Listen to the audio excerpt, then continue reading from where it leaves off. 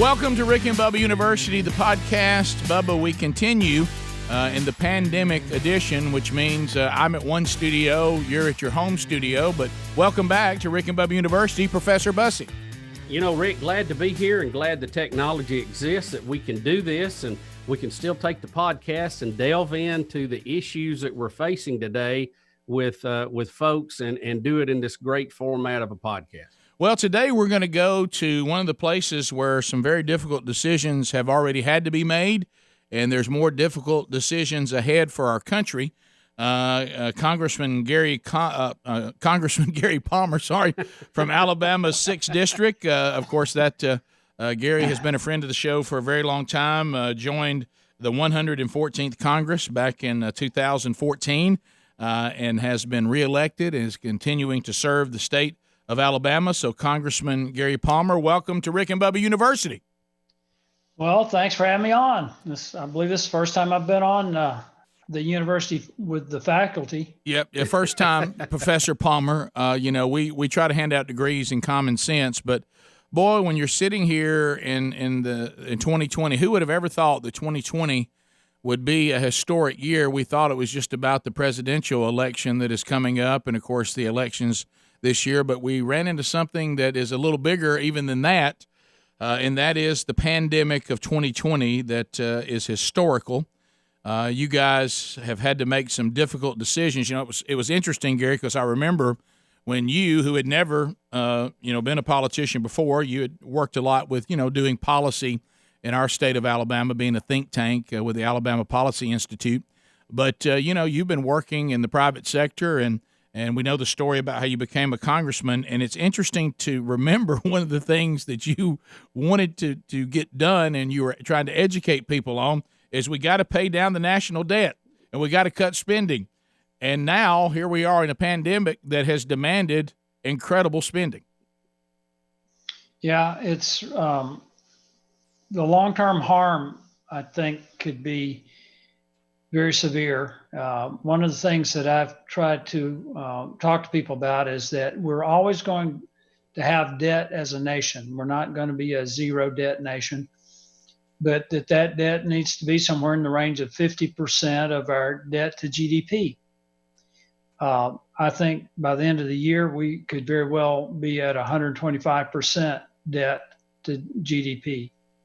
And that's going to make it very, very difficult going forward to get that down into an acceptable range. And, if something were to happen on the interest rate side, we would get to a point where just the interest on the debt would be the biggest item in our budget every year. Congressman, we really want to talk coronavirus, but since you have brought that part up. Well, actually, Rick brought it up. Well, since Rick brought that up, let me clarify I'm actually really concerned about it. Since you addressed it, talk a little bit about who we actually owe that to. I think there's a big misconception that we owe all of that to China and we can just tell them tough beans, we're not going to pay, but they're only a small percentage of it, right? Isn't foreign debt maybe 25% round figures? Yeah, most of the debt is owed to the American public, and a lot of it is intergovernmental debt, which is kind of a technical issue. So it's not like that we owe $20 trillion to another country. We owe China somewhere between 1 and 2 trillion. We owe Japan. Japan may be our biggest debt holder. Japan and China would be right there together. But the point that I try to make to people, and when I first got to Congress, I wanted to be on the budget committee. A lot of people thought I was a sucker for punishment, but getting on the budget committee was a natural for me, having run a think tank and worked in engineering. I'm a numbers guy. But I also understood that that's how you find out where everything is. And being on there for 4 years, I pretty well determined that we could get ourselves out of this if there's some things that we could do right up front that would help us get there. And I think you guys have talked about one of these ideas before, and that is a consumption tax, the fair tax. And I bring that up because if you were to go to the IRS and ask them how much we failed to collect last year that was owed the federal government, it's probably over 450 billion, maybe close to $500 billion. And we do everything in 10-year windows. So that means that somewhere between $4.5 and $5 trillion went uncollected in taxes. And when you consider that we've been operating at a deficit, that's $4.5 to $5 trillion we would not have had to borrow. And then we send out another probably 160, 170 billion per year in improper payments. And again, in the 10-year window, you're talking 1.6 to 1.7 trillion dollars that we would not have had to borrow. That right there is, between $6 and $7 trillion that we could stop the bleeding if we were willing to take that action. Well, and we know, Congressman, we've talked about this a lot, and you know it, and certainly we've known you for a long time. It's almost there's politicians that do not want the tax system to be simplified. Bubba and I were big on the flat tax, but we know that is a pie in the sky hope. But the national sales tax may be something that's hopeful. But the bottom line, both of these things, to your point, what I think the left certainly doesn't understand is these things would actually get us more tax revenues because you wouldn't be politicizing taxes. You would be collecting all taxes, but then the consumers would have less of a tax burden, but the coffers would actually have more tax dollars. Now, that makes all the sense in the world to Professor Burgess and Bussey, but the left doesn't seem to understand that, which I can only conclude means they like it being politicized and they like it being complicated. Well, you got to keep in mind that a lot of the people on the left are bad at math and bad at life, and they're never going to get it. They have an agenda that is counter to most everything that you and I believe, particularly when it comes to freedom. And people want to see what the country would look like under a leftist government. Just look at Michigan and some of these other places and what's going on there. But again, I hit a couple of items there. We collected over 530 billion in fees and court awards and things like that. That doesn't even go to the Treasury, doesn't show up in the Treasury. The General Accountability Office estimates that there's somewhere close to $1 trillion in unobligated funds sitting in agency accounts.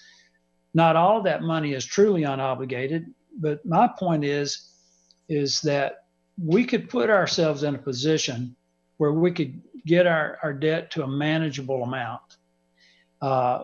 It would further unleash the economy. When the government borrows money, that puts the government in competition with the private sector, and it increases the cost of money. Even right now, interest rates are really low, but that's not going to be the case permanently. So I'm very, to go back to your very first point, Professor Burgess, I'm very concerned about how this is setting us up for the future. Yes. with the amount of money we're having to spend right now. Congressman, let's move to the virus itself. Last time we spoke, I had shared with you that we had on pretty good resource or pretty good knowledge of the situation that maybe this thing came from a lab. I know that you had information that said no, it's natural. The lab story keeps coming back, whether it was on purpose or accidental. What is the latest on that? Do we know any more than we knew before? Well, what you're hearing in the public domain about the lab is we're still working on this, and I think there is a chance that it came from the lab, but there are other scientists out there that say because of the way it was transmitted that they just, if it did come from a lab, it was not very well constructed. So I think we'll find out more in the days ahead. The main thing that the American people need to know is that this is a problem with China.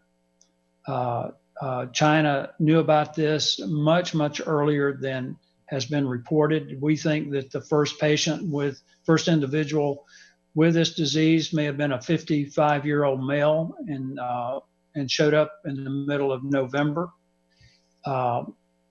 They kept this quiet until one of the doctors in China leaked it out on New Year's Eve. Right. And it has caused immeasurable harm, not only to the United States, but worldwide. And I think China should be held accountable for this. Go ahead. I'm sorry. Go ahead. Go ahead, Rick. Well, if you want to finish that point, because I'm going to move into kind of where we are now, and the response we had. We did the best we could, and now we're approaching that moment where we have to look at the other patient, and that's the United States of America as a nation. That patient is over in ICU as well, and we're about to have some difficult decisions about measuring human life versus human life. It is lives versus lives. I know the left wants to go, oh, this is money and this is stock market versus people's lives. No, it's not. It's lives versus lives, because there's people to the tune of almost 17 million right now that have lost their jobs. There's businesses that cannot recover even now, and there's going to be others that can't recover if we continue. So there's difficult decisions that are in front of the Congress and in front of our president and the administration about our economy, and we have to face that issue and do something. Well, I talked with Congressman Jim Jordan yesterday, and Jim and I are of the opinion that Congress needs to go back to work in Washington. Now, that doesn't mean we're not working. I'm worn out at the end of the day trying to answer questions and help people. But you've got Nancy Pelosi bunkered in her mansion out in San Francisco eating $12 a pint ice cream, totally oblivious to what it's like for the average American. And Rick, you're absolutely right. There are businesses that have closed that will never open again. Right. A lot of these small businesses, when people look at the worth of a business, that's in the value of buildings and equipment and things like that. These businesses, a lot of them have very tight cash flows. These are income businesses, not wealth businesses. Right. And a lot of those are not coming back. And there are a whole lot more we're going to lose if we don't open the country back up. I think the president's going to make an announcement today or tomorrow about a path forward. I've been working with businesses all across all the sectors of the economy on their best practices for getting back to work. But we've got to do this. And I sometimes wonder if Pelosi and the Democrats don't have another agenda to further make Americans more dependent on the government. Yep. And I point out about the healthcare system. This whole thing, when we started this, guys, and we talked about this, that the objective of the shutdown was to keep our healthcare system from a complete collapse like happened in Italy. Right. And I think I understood that. But now we know more about the virus, and we're seeing that we're not going to have our healthcare system collapse. We need to move back now and allow people to get back to work, because one of the things that really concerns me about this is our healthcare system is a market system. It's part of our economy. But at the rate we're going, if we destroy the economy, it won't support our healthcare system, and we'll wind up with a government-run healthcare system. Mm. Well, if we don't get back to work, we're going to run into a government-run everything, I think.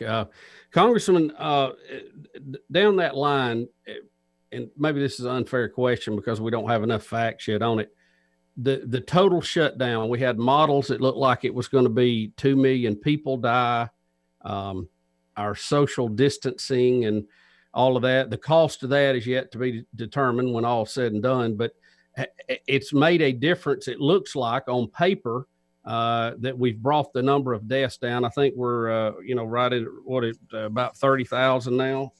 28, I think. Yeah. Yeah. I mean, every life is important. Sure.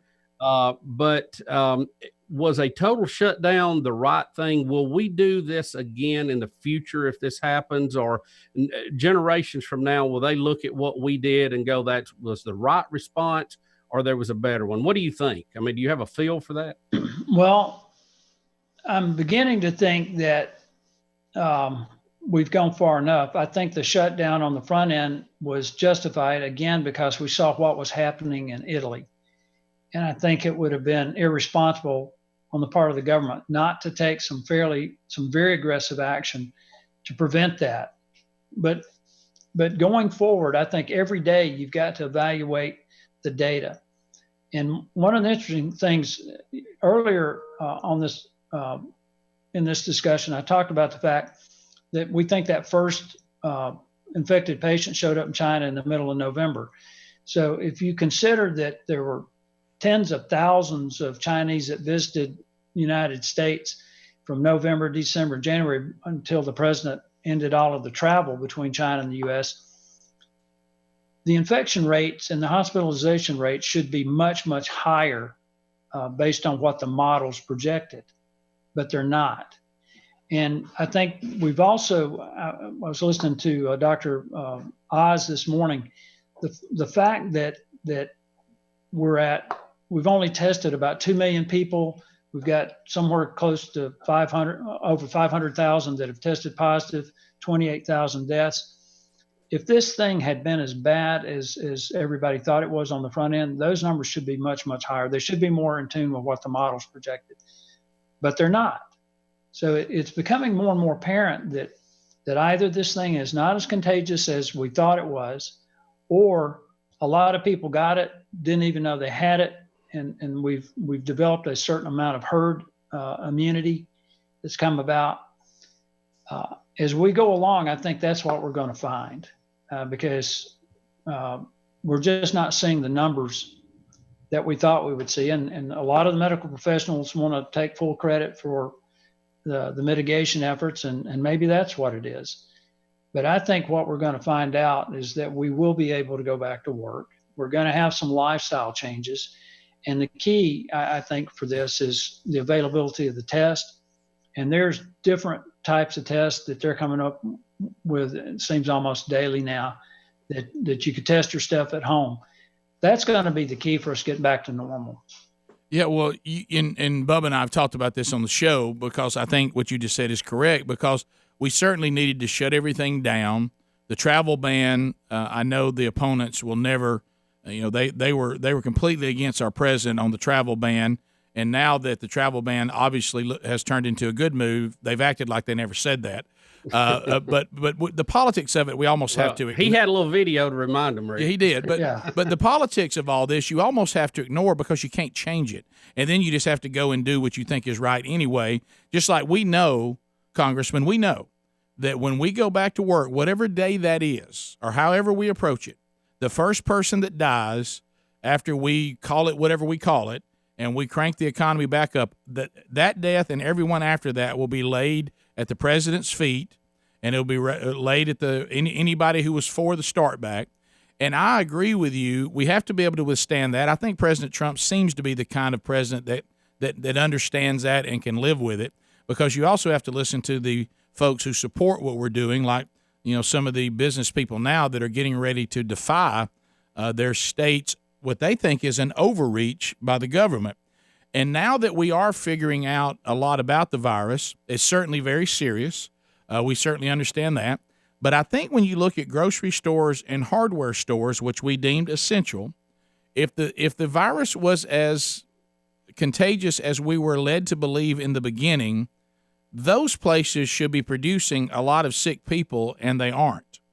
They are producing some, but not near the rate, to your point, that we were hoping would not be right. It turns out, let's be thankful, it may not be. So we were doing mitigating there on essential places, and if that's working, but wouldn't that work a lot of places? Which means there's a large portion of our economy that a lot of us, and I think I hear in your voice, don't let me put words in your mouth, you can correct me if I'm wrong, that there's a lot of the economy right now that is unnecessarily shut down. And we're starting to get in, and I know that you love the Constitution, you're a scholar of the Constitution, you're going to have American citizens, it's happening now, starting to say, I'm not sure constitutionally the government on the federal level and the state level have the authority to make some of the decisions they're making. So your response to those things? Well, first of all, we fought a world war to keep the country from being a nation in which the government controlled every aspect of our lives. we spent trillions winning the Cold War against an oppressive regime running the world. We're not about to let a virus take away our constitutional freedoms. And to your point about that at some point people are going to die. If you look at the majority of the people who've died from the coronavirus, these are people who had comorbidities. They had complicating health issues, pre-existing conditions that they may very well have died from that, but they also had coronavirus. Sure. And that's one of the things I've got one of my policy guys working on, is to try to get that data. And I mentioned this earlier. I think when we really do the deep dive into the data and look at all this stuff, we're going to find out, I think, that this affected a particular group of people who were more prone to a bad outcome than other folks. And that when we get into that, we'll realize that we can go back to work and not be scared to death. I mean, CNN put out something that said we couldn't have sporting events until 2022. I was asked about that in an interview a couple of days ago. And they said, what do you think about CNN saying you can't go to a sports event until 2022? And my response was, I think what people ought to do in regard to CNN is not watch them until 2022. And if they're still around, turn them off. There is an agenda here. Yep. That I think in the long term may be more dangerous to the country than the virus if we let this continue. That said, I have a very high regard for the healthcare people. I've been early on, was almost every day talking to one of the frontline doctors about this. And I mean, they were putting everything on the line, fighting against this. And I think they've done a fantastic job. But they also understand that the long-term well-being of the country depends on us getting back to normal as quickly as we can, and figuring out a way for us to get back to living our lives. What do you think about the idea the president is talking about, that we look to the parts of the country that seem to be the easiest to start back, meaning it is a fact that he's using the word 29, 30 states, that this is it's a non-factor. It's a non-factor, and the way they're set up, we start with saying, you guys start your communities back. Now there's going to be some battles on the state level then, because some of these governors, as you said, they undoubtedly have been looking forward to making themselves kings over their states, and they're trying to do it. And you saw in Michigan, they're getting pushback from the people, which is good. But we want everything to be orderly, but the people, need to always be willing to push back against an overreaching federal government. Our founding fathers warned us clearly, do not give them the power because they can't handle it. Speaking of the government, we want to limit them, because if you don't, they cannot be responsible with power they're not supposed to have. So go ahead.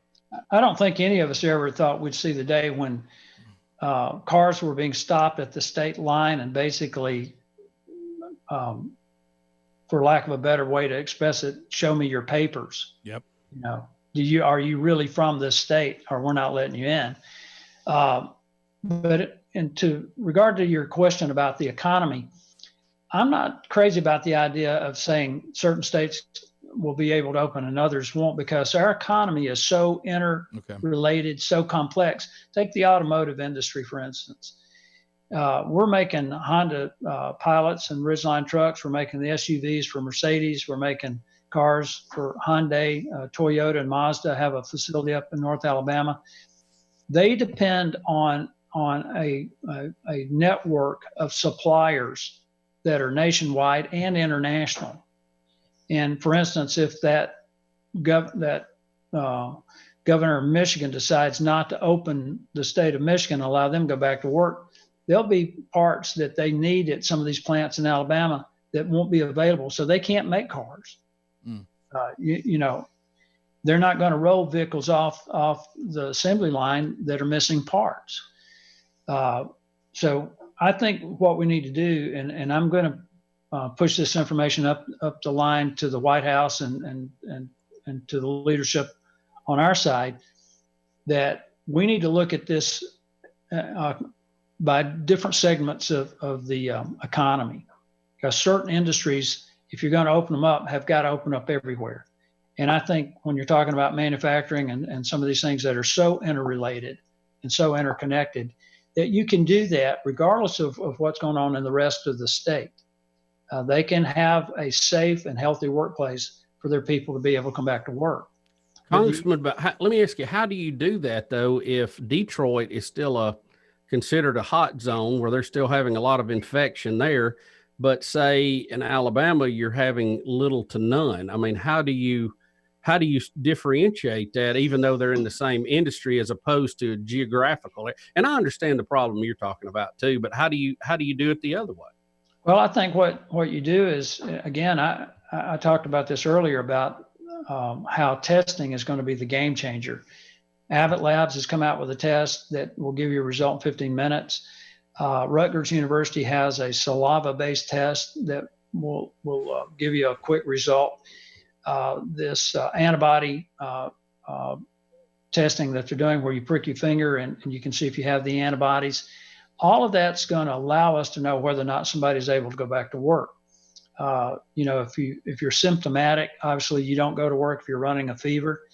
I think at least for a period of time, people will go back to work and they'll wear masks.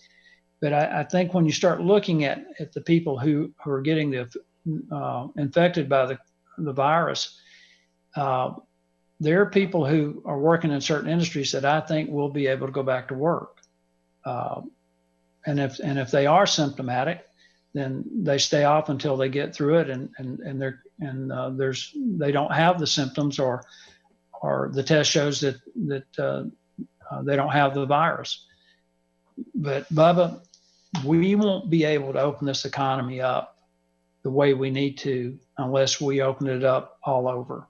And there'll be certain type businesses that can't open, or that their openings will be much tougher, like the hospitality industry. Mm-hmm. But for us to get back to making things and getting people back earning an income, I think it's going to be really hard to try to do it state by state. And that really brings up the next question I was going to ask you: Trump versus the governors. We've seen this week a little bit of a standoff between who has the authority to restart everything. Is Trump overstepping his presidential authority in normal times, or is the fact that we're in an emergency declaration and the defense appropriation, or whatever, the defense manufacturing clause has been kicked in? I mean, does that change everything, or how does this actually work out, Congress? Well, we've had cases in the past where presidents basically suspended the Constitution, suspended habeas corpus. It happened with Lincoln. Yeah, and he's got a statue now in D.C., a pretty big one. Yeah, and also had a tough night at the theater, so you have to remember that. Sometimes the people don't like it. Yeah, and you had it with Franklin Delano Roosevelt, with the internment of the Japanese citizens.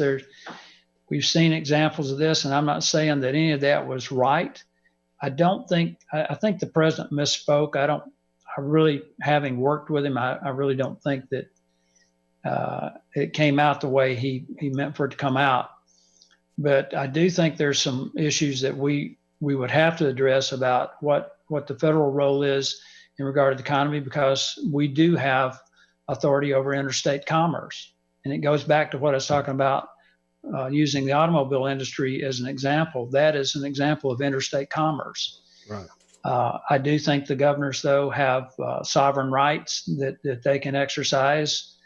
But tell me this too, Congressman. I mean, yes, the governors are in charge, okay? And when the British signed a peace treaty, they created 13 independent states. Those states came together to form the United States and gave up some of their rights for an umbrella over the top of it. But we've seen examples, some of them good, some of them not, where the feds have come in and just absolutely overridden a state or a state's law or what a state wants to do. They've even nationalized their National Guard, which is actually the state police or the state army, if you would. So we've seen the feds do that before. Is this a case for that or not? What do you think? I haven't heard anybody having a discussion in that regard, Bubba, but I don't think so. I don't think any of that's necessary. I think what it is that we need to have cooler heads. We need to have a clearly thought out plan. I think Pelosi needs to come out of her bunker in San Francisco and get back to Washington, and we need to get back to work. Well, I don't mean necessarily military wise, but from a standpoint that the feds can override the states when all the cards are played. Well, we've had situations where states were clearly in violation of the Constitution. The Civil Rights era is a prime example of that. And the federal government had to step in, and I think appropriately so. I think, Rick made the point, I think it was Rick that made the point earlier about how power corrupts people. Yep. Well, it corrupts them at every level. I've seen county judges that thought they ruled the world. Yep.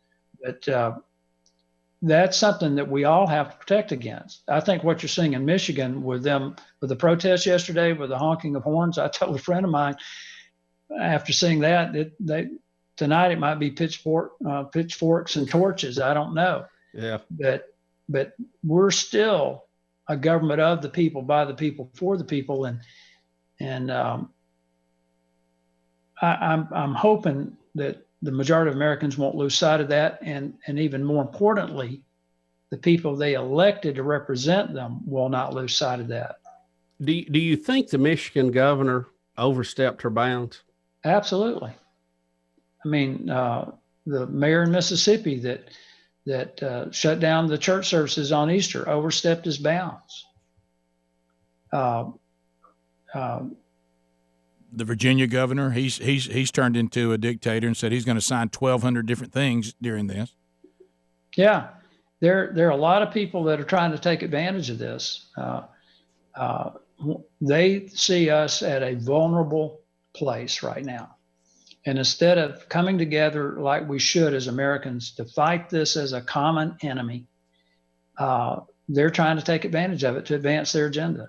It's shameful. Well, and I think I told you this, if not, and I think, and it really resonated with the viewers and listeners of this program, is when Bubba and I made the point, if you are a politician, and we saw this with the stimulus package, and you're using this time when the American people are vulnerable, and they are, and so they need a stimulus package because their income's been cut off, their business has been shut down, and you withhold that money from them unless you get something you want, that's no different than looting. I mean, that's tax looting.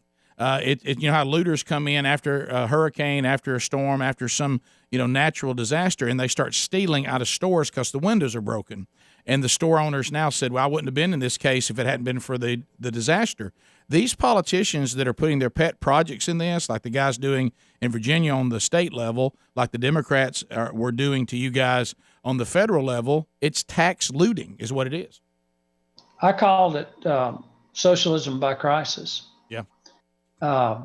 It's pillaging, and that's exactly what it is, Rick. I hadn't thought of that metaphor of them breaking open storefront windows and stealing things, but it's not far from that. And I know that'll hack off a lot of people that I say that, but that's exactly what it is. We're trying to get another $250 billion just for the payroll protection plan to help these businesses. And Pelosi's trying to hold us up, claiming that we need more money for the hospitals. Well, I got news for Pelosi. If she would check the numbers, there's still about $70 billion for the hospitals that they haven't spent yet. They're wanting more money for the cities. There's some issues there too, but there's money that they haven't accessed for the cities yet. But we're out of money in the payroll protection plan. The last of it went out last night. And speaking for one of the they're waiting for. Yeah, one of the businesses we know pretty well firsthand is still waiting on it too. So we'd like to see that be fully funded. If that's the plan, let's fund it. Well, if we're going to have to put the country in this enormous debt, let's do it in a way where there's at least some chance that there'll be a payoff in the end where this money will come back in. And a devastated economy will not help us get this debt down. We've got to get it back where businesses are operational, people can go back to work, and the revenues start coming back into the state and local governments and the federal government. It's the only way we'll recover. Yeah, we thought it was going to be tough to shut the economy down. I think it's going to be even more challenging to crank it back up. And I know we're about out of time, Congressman, but I do want to say I appreciate you coming on and answering these questions. They're not all easy, because we don't know how all of this is going to come out, but you're always good to talk with us and tell us your thoughts on a lot of this stuff. And I'll just say personally, and I know Rick agrees 1,000%, we've known you for a long time, even before you were a congressman. You're a stand-up guy, and I appreciate what you're trying to do there. And, God help you. You need all the help you can get up there, but we appreciate it, and we're glad that we have someone of your character and class that's in DC trying to make a difference for us. Well, I appreciate that. I've told people that I had somebody ask me one time what I'd like to say after 10 years in Congress. And I said, well, I'm not sure what I'd like to say, but I know what I don't want to say. Right. Is I don't want to get up one morning, look in the mirror and see somebody I don't like. And I don't want to look in the mirror and say, well, Palmer, you just spent 10 years in Congress. If that's all I can say, then 2 years would have been enough. I want to be part of a Congress that hopefully one day people can look back on and say, you were the best we ever had. And I think the circumstances that we're in right now, if we can pull our country together out of this and make this work, there's a chance that people will look back on us with pride one day. Yeah, and I think you hit on it as we get toward the end. So hearing you're saying, first of all, the economy starting back, the state-by-state thing, because of the different manufacturing positions you said, we can start it back in places, but we can't really say states start back. But we certainly can go to different industries and say, we're going to have, you guys need to start back, you got to start back, you guys can start back. And then the key is this testing that we have been working on. When this testing becomes more and more readily available, we'll know who is sick, we'll know who's not, we'll know who's had it, we'll know who's immune. And then we'll start that process. Obviously, New York City is a whole different deal, even though it's getting better. But it's a different deal. Maybe New York City can't come along as quickly as some of the rest of the country. But what you're saying, we really need to look at easing it out based on industry and based on type of business, not geographical states. Did I hear that correct? Yeah, and one area that I think of particular importance is the ag business. We've got all these processors, whether it's poultry or beef or pork that you've got to deal with. And then you've got the folks who can and freeze and do all that stuff to put the products, make the bread, the stuff that we depend on just to eat, the dairies. All that stuff is so interconnected. And then just your manufacturing side of things. We're a very complex economy. And it's going to require, it's not going to be a quick start. And talking with the guys with the automobile manufacturers, if you've ever been in one of those facilities, you see how automated it is, yet they employ a lot of people. Yeah. Well, those machines, they're going to have to do maintenance. They're going to have to be check the calibrations on them. And then because people have been off for 5 or 6 weeks, they'll have to go through some retraining. So this start will not be a jump start. It's going to be a gradual lift off, almost like a plane taking off from, we're going to run down the runway for a while before you actually get airborne. We have a situation. We got 5 minutes left. We have a situation in our home state, and this guy runs a barber shop. And he says Friday, and of course, when everybody's hearing this, it's already happened.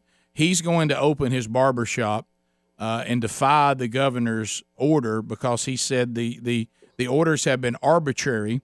You can't tell a bookstore that they're open, and a library they're open, and a hardware store they're open, and a grocery store and they're open.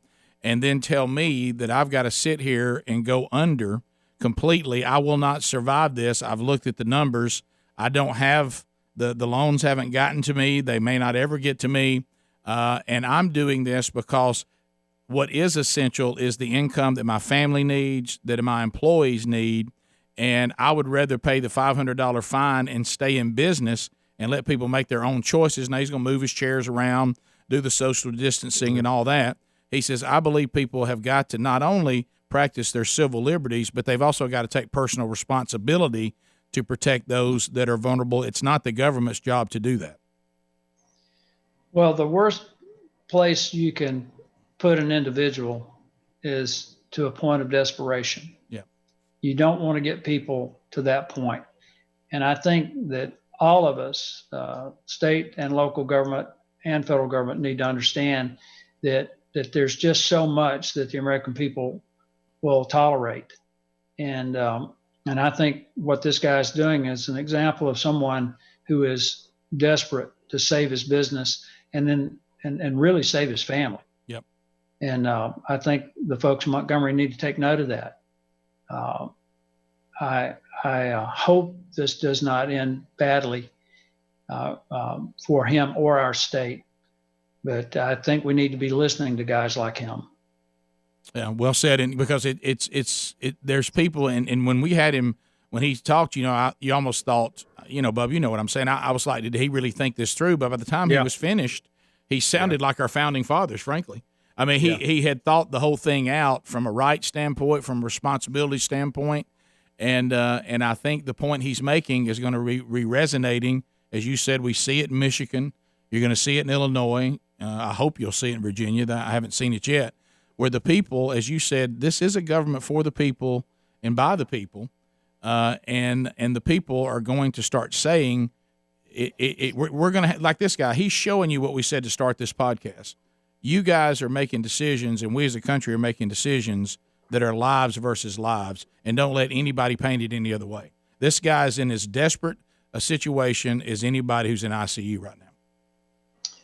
And, listening to, I heard him and listening to what he's said he's done to take precautions, he's basically willing to take responsibility for his own actions. And I guess anybody who makes an appointment is taking responsibility for their actions. But I really hope that in the next day or two that we come to a point where we can make some changes and have more flexibility and start getting our lives back to normal. Yeah, it's going to take, and I, Bubba, I think I speak for you. If not, correct me.